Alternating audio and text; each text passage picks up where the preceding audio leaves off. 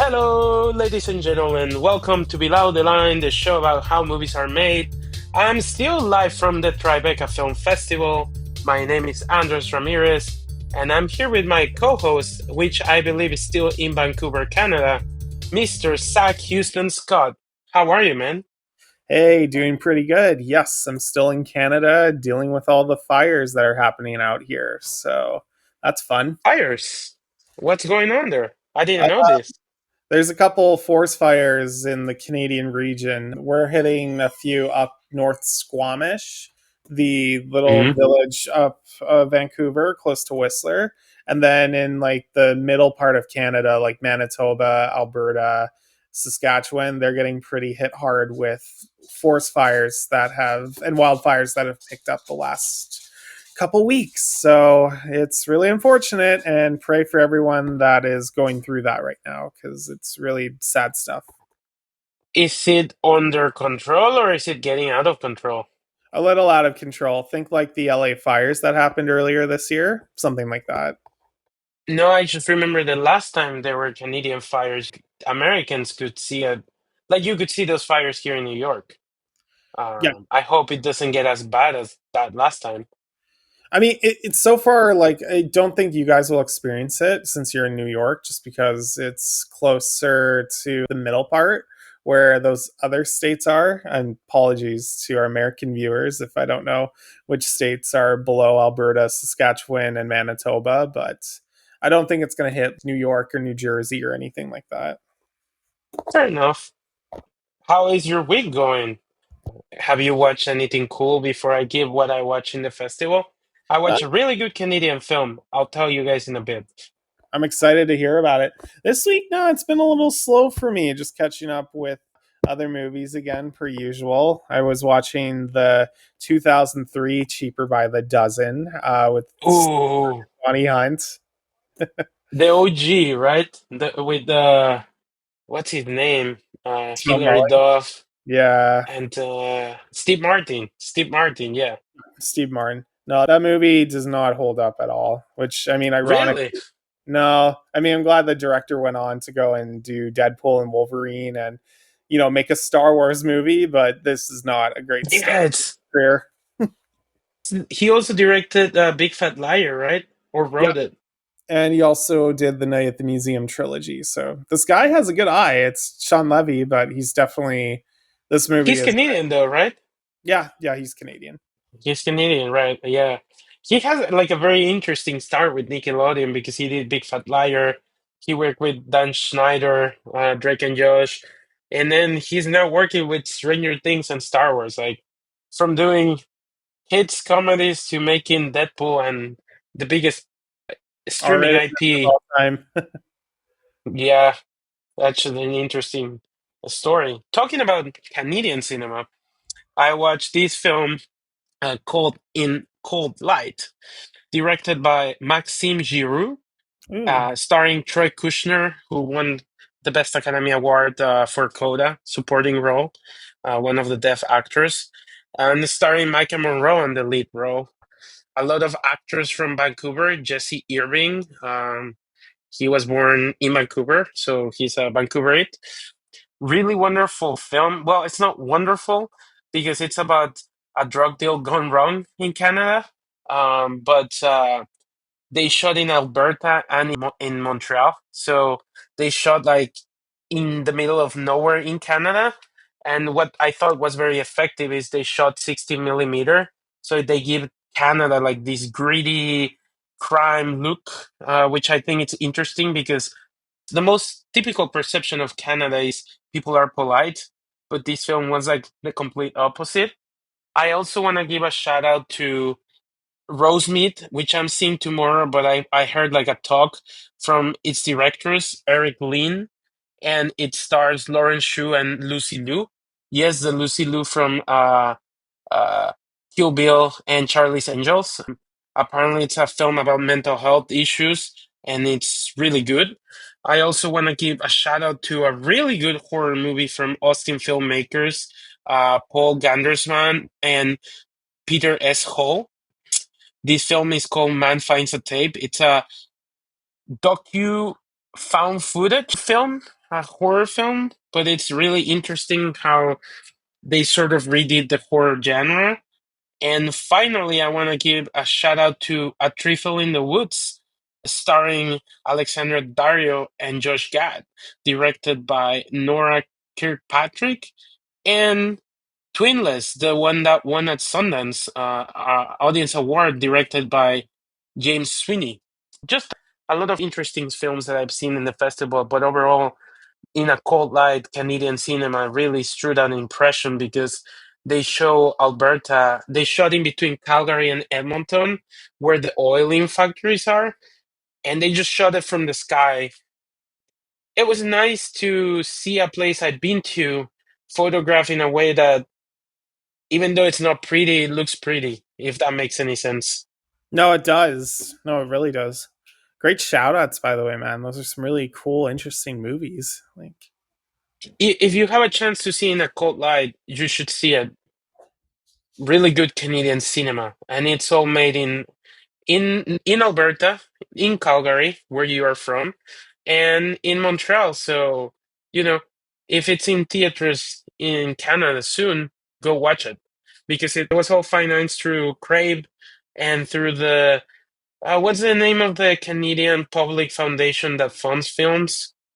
the National Film Board of Canada. Yeah, that one.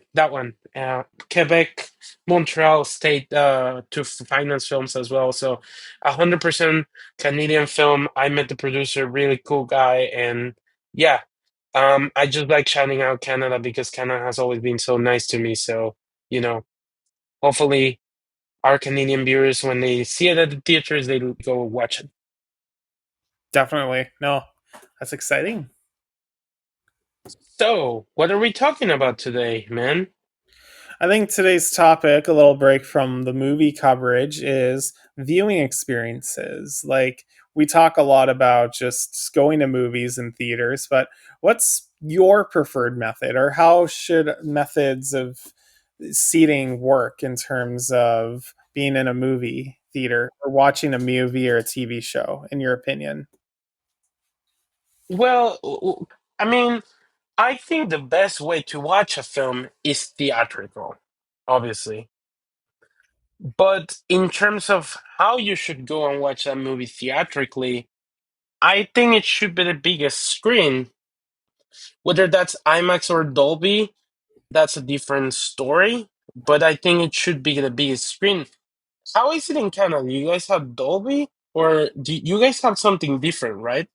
No, we have Dolby. We have what's called Ultra AVX when we go to Cineplex, Yeah. or laser screen at the landmarks, where it's just, the pitch perfect sound quality and crisp visual showings that they brag about, like the 5.1 Dolby Atmos, just surround sound, and just the 16K picture quality that's output in the projectors. So really, that's what they tote all the time or promote. Really, But is AVX like a special screening, or is that just a fancy way of calling normal screenings fancier, if you know what I mean?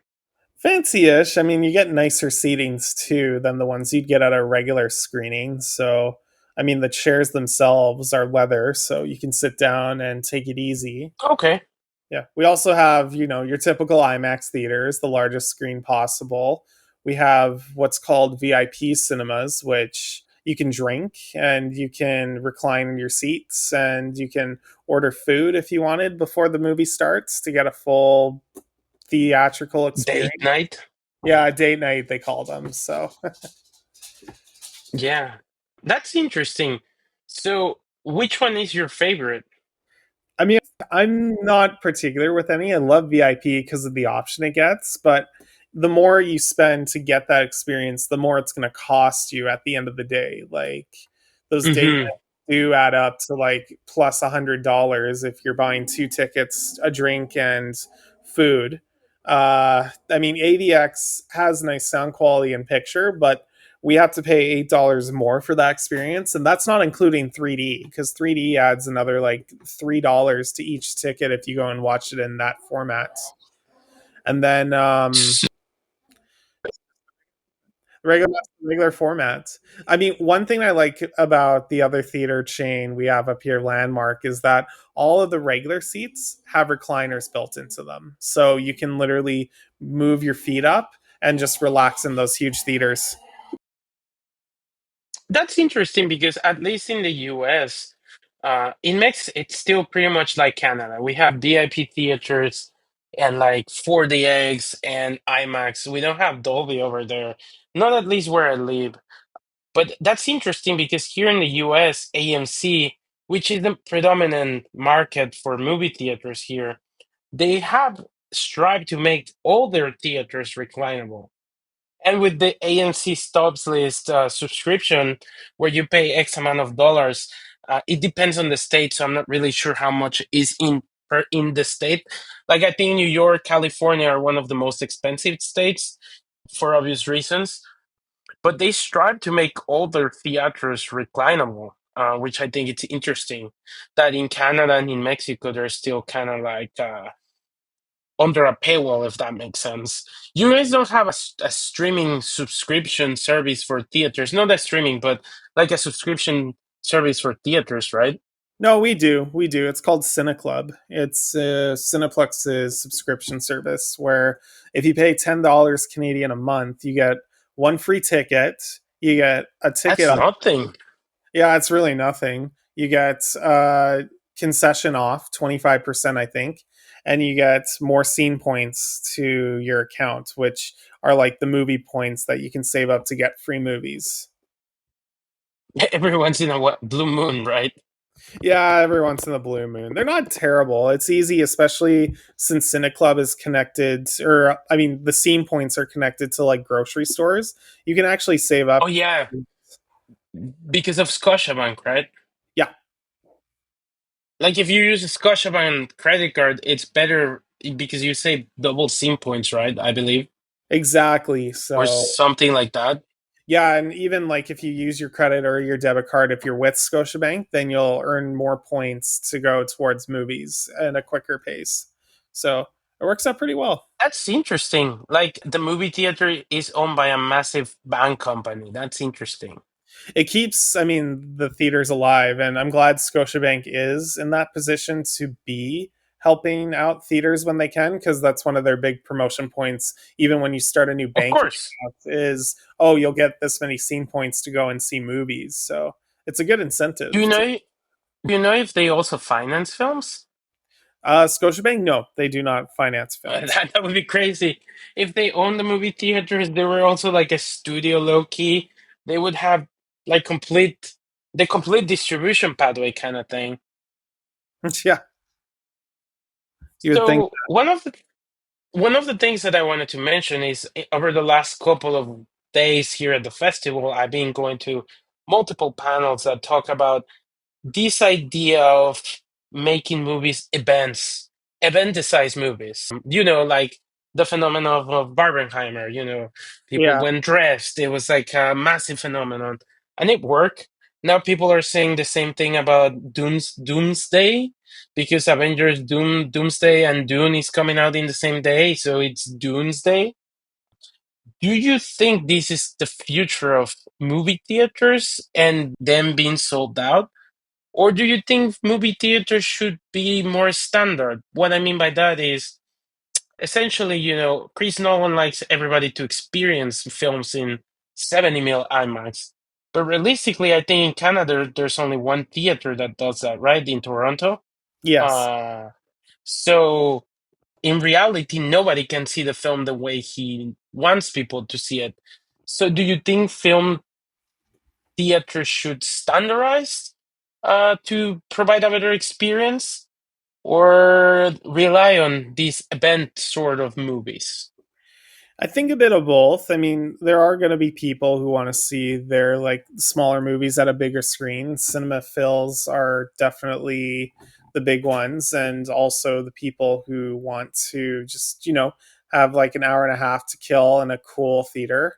But yes, I do think for what's going to bring in the bigger bucks and to help keep these theaters alive, definitely we need those like event cinema style movies. And I know there was a time where AMC and all of them, Regal were trying to basically, pitch movies at like different price points with what their worth is. For example, I think the Batman was the first time they tried something like that, where they overcharged it a little more because they knew it was going to be a bigger movie. Oh yeah, Yeah, but that was pointless if you subscribe to the AMC thing. it was. Yeah. Like I remember it now, but I had the AMC A-list thing, so I was not affected by it, and I think they removed it, right? Yes, yes, they did because there was such backlash towards it. But see, I think that's interesting, but that's kind of not going to work when you don't have the theater to provide it. The reason I asked whether theaters should be standardized, like imagine if all the theaters were IMAX and had reclinable seats, in the sense that, How to Train Your Dragon is coming out this weekend, but Hmm. my next weekend, 28 years later, is coming out. So How to Train Your Dragon might lose its premium screenings in like a week. And that could hinder the film's potential to make profit. I mean, Lilo and Stitch is making huge bucks, but realistically, it has had its premium screenings shared with Mission Impossible for over 4 weeks. And in the next couple of weeks, we're having How to Train Your Dragon 28 years later, Fantastic Four, and then Superman all compete for these screens where people want to go see these movies because these are the bigger screens. So, do you think bringing something like THX back into trying to standardize the best quality possible into movie theaters could work? Because I remember THX was even present in Mexico. So, I Hmm. don't know. What are your thoughts on this? I mean, to get the best sound quality, is that your question, or what would you say? Could you rephrase? Well, It? Yes, is what I'm saying. I think in a modern sense, I know THX was in terms of sound, which I think sound is 50% of how we enjoy a movie. But I'm referring like standardized the size of the screen. Maybe every theater should have 8 IMAXs, or 8 Dolbys or whatever. Even if it's a small movie, it might get benefited from the fact that it's in a bigger screen. I get what you're You saying know, though. Yeah, I mean, yeah, yes and no. I mean, some movies are designed to be smaller, others bigger. I mean, it really is the equivalent of going out to like a rock concert or just a performance and watching it on the biggest screen imaginable. And I mean, you want to get the good service. I mean, we're getting to a point now where you can get the good sound quality at home that your of smart course. TV could give you or your, surround system. And you don't have to worry about going out, or you don't have to worry about looking nice. You can just chill at home and just watch it while, it's blaring in the background. So I think people prefer that over going out and spending money, but it is kind of a nice tight knit community that you're missing, all watching it together at the same time. Yeah, no, I get that, but I also think that if there were more bigger screens, people would be incentivized to go out more. Because, like, Yes. realistically, the indies are not making the theater survive. The films that are making these theaters survive are the ones that are meant to be seen in IMAXs and the ones that are cannibalizing each other markets. Uh, like, for example, Avengers Doomsday and Doom will come out in the same weekend. Does that mean Dune will only be available in the bad screens? Hmm. If all theaters had IMAXs, then everybody can enjoy the film in the best quality possible, if you know what I mean. No, yeah, I get what you mean. I get what you mean. It's a good question. It But really is. It's just, I mean, it also depends on, can they build more theaters, or is it even a viable market to be creating that stuff? Because it costs money to run them, and if they're not of profiting, course, getting well, the area. here is my ultimate question, I guess. How long do you think the studios, because obviously there was the law that studios cannot own theaters, but has that been revoked? It's been a while since I checked on that. I heard somewhere, I think it was either last year or recently, that one of Hollywood's oldest theaters was going to be owned by a studio. So I don't know really, because I know Disney was trying to get at that theater to only play Disney movies going forward and kind of fit the narrative so that it could be positively received or get good buzz what they put out in that big theater. So, I mean, I don't think it'll Well, happen to Cineplex or anything else, but I don't of know. course not. What I'm saying, I think that would be an interesting. For example, if you go to a Disney-owned theme, well, movie theater, would it be like a mini movie theater, mini theme park experience?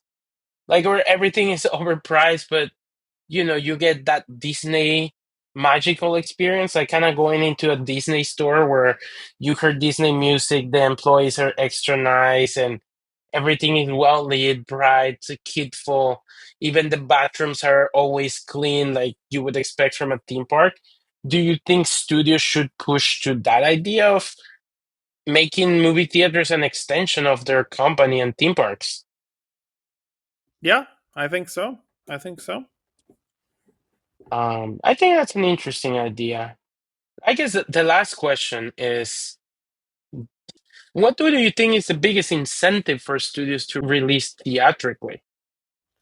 Just the scale and scope, just to give people a bigger experience, like a theme park that they can't get at home, and also just provide filmmakers a chance to showcase their work worldwide. That yeah, streaming has its benefits, but with the censorship of it all, I think it helps to have something a little more loose with theaters. That Of makes course, do you think if the Academy requirement of releasing on theaters was to be voided, do you think that the studios would be less dependent on movie theaters? I think so. Yeah. Well, it's a chicken or the egg, I guess, Yeah. situation, I guess. So, what is your favorite format to watch movies? Like, which one is the one you're choosing to watch How to Train Your Dragon?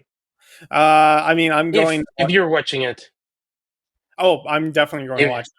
I like to watch it in VIP when I can. And if I can't afford it, then I like to go and watch it in just a regular theater. I don't need all the fancy bells and whistles. Just sitting down and enjoying it on a regular theater seat is all I need. so you're going regular theater. Yeah, regular theater. I've heard those sequences, which I mean, if you know the original, they look amazing in IMAX. That's what I've heard. The fly montage where he finally gets to fly with Toothless, Oh, I've yeah. heard that looks spectacular in IMAX. No, I was reading reviews too of it, and they said overall that even though it's the same beat for beat, it is fantastic watching those flying sequences again. They say it looks better than the animated one. I mean, in some sense, yeah, some of these trailers look pretty fantastic to witness. And I mean, I appreciate what they did, not to jump ahead with, because we're going to talk about next week, how a lot of these dragons look being brought in live action. I mean, they're the same model, but they're less digital, if that makes any sense, and they're more real, if that makes any sense. Even Yeah. though dragons do not exist, but they're the same model. Like Toothless looks like Toothless, except less digital, more realistic, if that makes any sense. No, it Uh, does. It does. so, what is your favorite format? Because ironically, most likely I'll also see How to Train Your Dragon on a normal screen.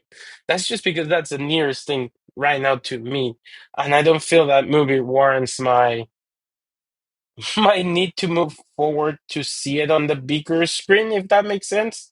No, it Like does. for Tom Cruise, I would do it, but for this movie, I'm fine watching it in a normal screen. But going into that, what's your favorite format? VIP? Yeah, VIP would be my favorite go to, just to have those recliner chairs and just having food to eat and having like the nice date night. That's what I prefer, and that's what I appreciate. So it's more about the experience and the picture quality for you. Yeah, that's correct. Fair enough. For me, I guess it would be IMAX or Max or Dolby. Like Dolby and AMC here in the US, it's really nice because you can recline. So it's like best of both worlds, I suppose. Oh yeah. No, I agree. That is pretty nice. So I wanted to ask you, how is the Nintendo Switch, man? Have you been playing it? Not as much as I'd like to, honestly.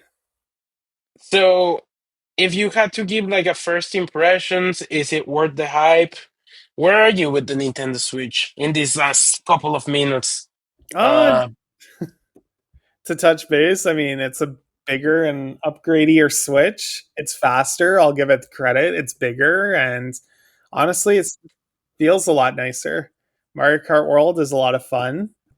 No, I can't wait to see more come from this console and what it can really do in the coming years because it's pretty fantastic. but would you say Mario Kart is more like a, when the GameCube came out and Luigi's Mansion came out, that was more like a test demo for the GameCube? Would you say Mario Kart is like a test demo, or does it feel like a full-fledged game? Full fledged game. Definitely a full fledged game. I just haven't played it. I've been so busy that I haven't even tried the Switch.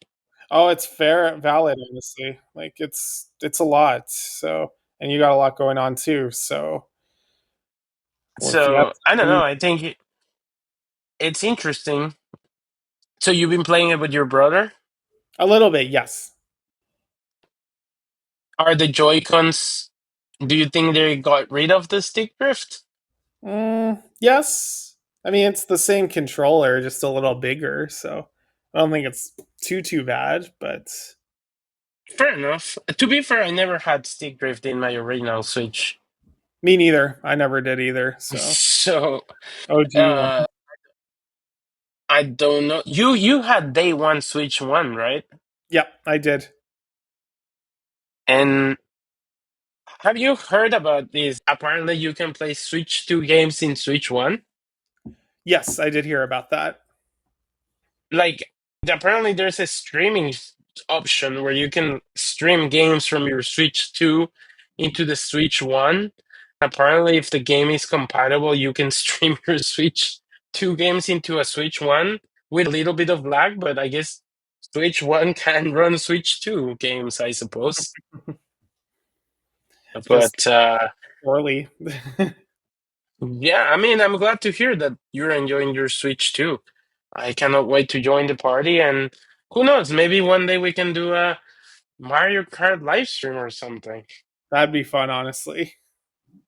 Like, because even though we're below the line, we're also below the line is also a term for gaming, I suppose. Because there's the big people and then the people that actually make the game, you know. Hmm. And I think that would be a fun thing to do. And so please let us know if you would like for us to play like Mario Kart or do some gaming.